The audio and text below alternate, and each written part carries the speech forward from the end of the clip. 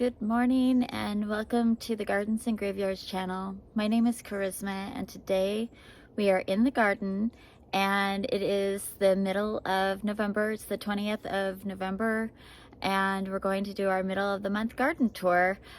Things have slowed down. We've put the beds to sleep for the winter, and even though we don't get a blanket of snow, I like to have this emptiness in my garden to just breathe and rest and give not only the garden time to settle, but myself as well. And it also opens up space so that I have time for crafting during the holidays. And I always get the inspiration after the first of the year to like clean out all the drawers and all the closets and just have a lot of emptiness and spaciousness in my life to breathe and to allow new things, energy, and experiences into our lives. I kind of like to do that in the garden as well. So it's going to look a lot different than it does in the summertime when it's like flourishing and full of color and abundance. Now it is very calm.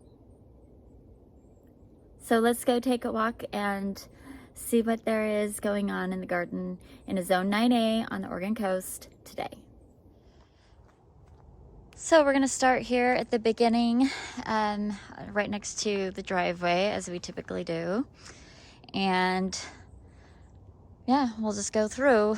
So our pots here, I have the jasmine is still looking beautiful. She's an evergreen here, and she'll stay that way all winter, but she just probably won't grow and definitely won't bloom anymore. And then moving on down here, you could see that the Pearly Everlasting and hostas are gone. The Lemony Lace Elderberry has lost all of her leaves. And the Black Lace Elderberry down there still has her leaves on them. She's persistent into the cold weather here, which is kind of fun to see. All the mums have been cut down. Lilies are gone. The daylilies are gone. Everything's just empty here. We've got a couple of roses. I have roses bloom sporadically all winter long. So I will have one bud here and there all winter, which is such a blessing to have in this temperate climate. And then the burning bush is looking gorgeous. She's starting to lose her leaves, but really bright red fall color, which is fun. And then the Edgeworthia has started to bud up. Look at all of those buds. You see these little white flower things? Gorgeous. And she will just turn more and more yellow and then drop all of her leaves, and then these will be persistent through the winter, and then they'll color up in like February, March to like a creamy white with yellow tint. We have one more dahlia. It's done, but her seed head's still there. The rest of the dahlias are done blooming and they're ready to be cut down. You can just kind of see how they kind of fry in the cold weather, which is something that I'll probably be doing in the next day or so. Barberry looks absolutely gorgeous. The hydrangeas blooms are more or less done for the season. The weeping maple has started to lose her leaves. And then there is the glorious weeping cherry. Look at that color. It is absolutely beautiful and such a blessing to have in the garden. I love this tree. I could see it from my kitchen window, and it's just so amazing to have. Take a look up at the window boxes really quick. They're pretty simple. We still have a few fall decorations out. Window boxes just kind of look like this. And they'll look like that all winter. I might add some little winter touches just for the holidays next month. But I love that I went really simple that can last for months and months. And then of course I've got all of my lavender under here that can be, the moisture can be controlled that way. And we'll just take a look from up here. The medicine garden is pretty empty looking. We just worked on that recently. Oh, I love just seeing that emptiness and the potential for next year's abundance. Of course, the pineapple stage is still going strong.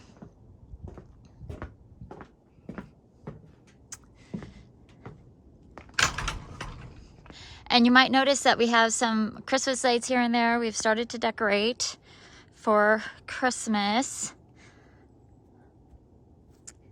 And let's see, there's the staghorns. We removed all the excess staghorns from this area in a video recently. Make sure you check that out.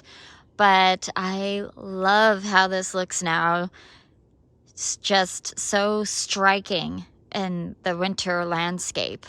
Really love having that structure there, and really love that we got to clean it up so that it can really show off.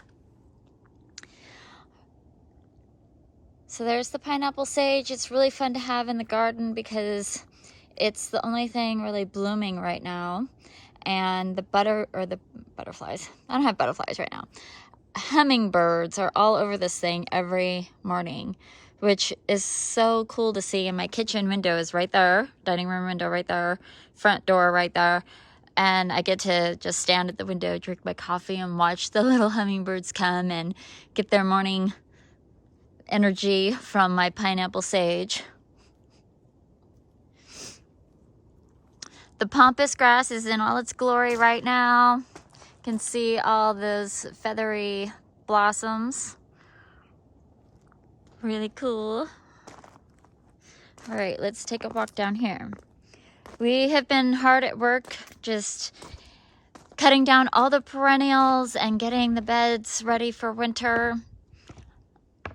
And it feels so good to just have this emptiness, and I've got all my cuttings and transplants in soil so they're well insulated underneath there and they won't get drowned because they're underneath my porch. But I can, you know, control the water and they'll be doing great for the winter. We've got our hosta and hydrangea bed here. All the hostas have been cut down. We did a little pruning on this hydrangea just to keep it in check, but the rest of the hydrangeas we left alone because they bloom on old wood. And my oak leaf has not, the oak leaf hydrangea has not gotten the intense color that I was expecting to see on it for fall as advertised, but I do see a little tints. I kind of wonder if it actually needs the extreme fluctuation in temperature, whereas here where we are, our days hit like 55, 56, and then our nights go down to like 42 to 45 most nights. So we don't have extreme temperature fluctuations that is necessary for some of that really intense fall color. Okay, we're gonna go over here and I'm gonna throw out a couple of seed bombs. Do you remember when we made the seed bombs? I've never done this before, and so rather than just literally throwing them out into the ethers, I'm gonna place them so I actually remember where they are and where they landed, and just to see what they do. So we're just gonna pretend like it landed right there, and we're gonna pretend like it landed right there, and we're gonna pretend that it landed right there. And I'm not gonna forget the general area of where I placed them because we planted a rhododendron here last spring, and I put a seed balm right next to it. And then we just planted some shrub roses right up here, and I planted seed balms right below them. And I think that I could just watch the progress and see how that goes. And if it's successful, maybe I will just throw them up onto onto that hillside next year. But I just kind of want to see how it goes first. Our dogwood has turned colors, started dropping his leaves, and is starting to get a little bit crispy and ready to totally drop all of her leaves. I think another good windstorm and she'll lose all of them. Or not even a storm, but a good wind. Our gunnera has been completely cut down. The crocosmia has been cut back on both sides of the walkway. It looks just so empty. And this is the mermaid garden. You could barely see. Of course, the shadows don't help, but everything in here, more or less, is deciduous. So the hosta's gone. The ocean spray lost her leaves. The peanut butter tree is almost done losing its leaves. The spikenard is a perennial, got cut down. The fuchsias are semi-evergreen in our area, so they may or may not lose their leaves. Of course, we have a little rhodie there. She's a dwarf rhodie. She'll stay a little bit bigger than that, but she'll be evergreen for sure. The evergreen is going to stay evergreen. I don't know. The mock orange, tends to keep its leaves in my garden. And the agastache is done. I need to cut it back. This area doesn't look quite as empty because we have all of these mature shrubs. We have the twinberry, the Himalayan honeysuckle, and escallonia, and lots of ferns. And so for the next couple of months, this area will serve as protection for the birds, and they'll get to, they don't tend to make nests in any of these areas, but they certainly hide in them, and which is great because pretty much everything else in the garden has been cut down. However, come late January, this and this will be cut back, and then in March all of the ferns will be cut back, and then they'll flesh out in the spring and summer. Interesting to watch, but we've got some persistent leaves on 2 of the hydrangeas and completely empty on the other 2 hydrangeas. Just watching because they're brand new plants to see how they do. All right, let's just keep moving along here into the little woodland garden area. And just all of these things. The Gaultheria is all evergreen, so that doesn't really go away unless I cut it for some reason. The golden rain tree is holding on to its leaves. It's not evergreen, but it's not losing its leaves very much. It's getting a little bit crispy here and there, but for the most part, looks really good still. The Vigilia colors up and has fantastic bright yellow fall color. It's way up high. Well, that's bronzed and it's done, pretty much done now. It's gonna lose its leaves pretty soon. And then of course the birch up there has bright yellow fall color. I could see it from my living room window over there. All right. Little pansies are doing great, holding up to the cold weather, no problem, and blooming. Fun on both sides. Super fun. Okay, then we're just gonna head into the backyard here. And All the crocosmia is gone, but the new camellia has buds on it. You can see them. Maybe I need to stand in front so you can see it in the shadow. You could see some right there, which is going to be really fun to see them bloom for the first time this year. Oh, we're in the sunshine. All right, let's get out of the sunshine.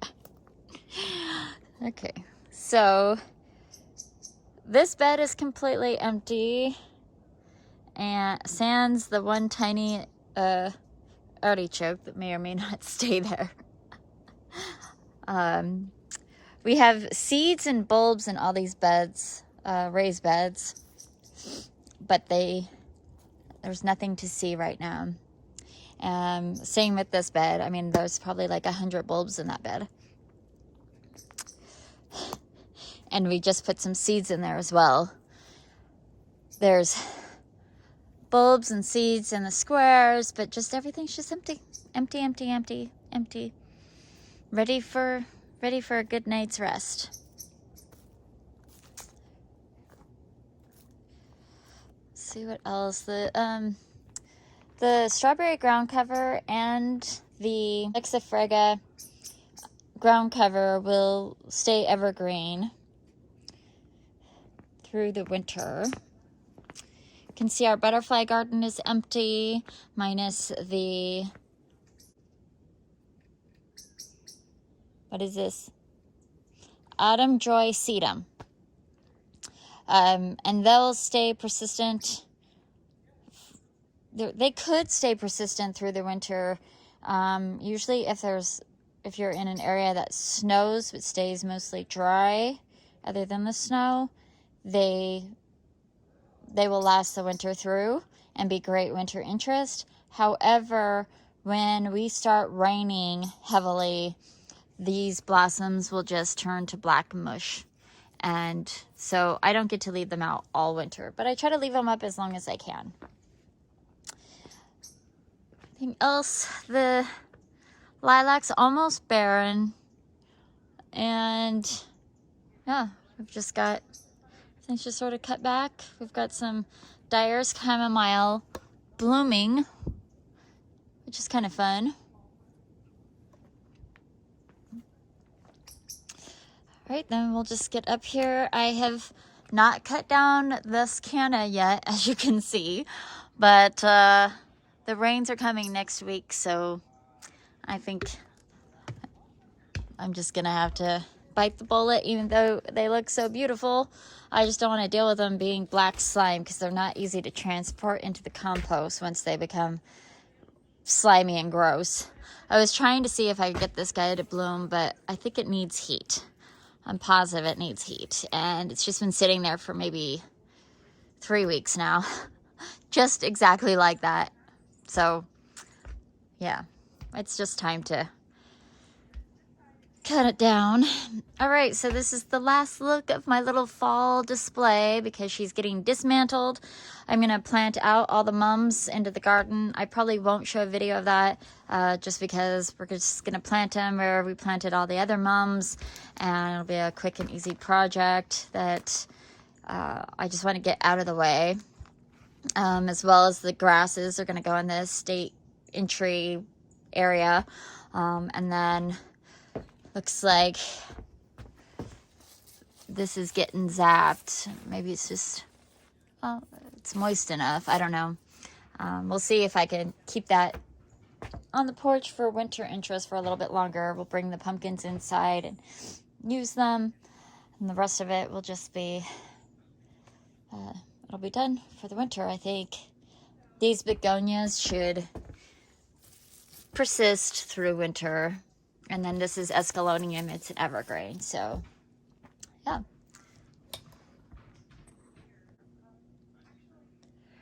There won't be much of a change in the pond.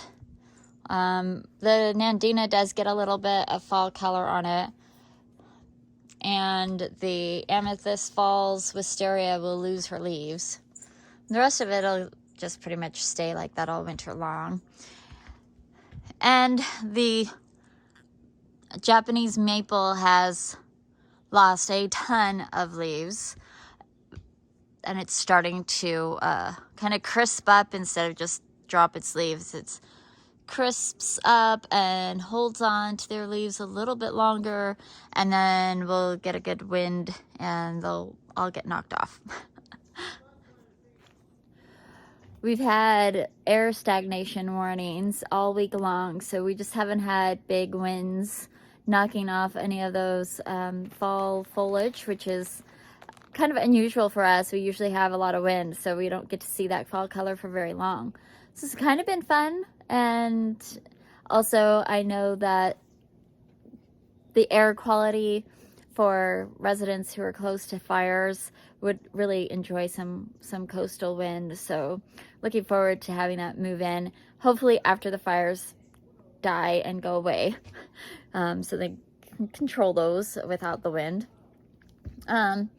Anyhow, that is going to be it for the mid-November garden tour. I hope that you enjoyed it and you got to see how pleasing it is to just follow the seasons and not always push for new color and new abundance and new things entering the garden, and just really sink into winter and allow that time of rest for your garden, for your soul. And until the next time, keep celebrating life. We'll see you. Bye.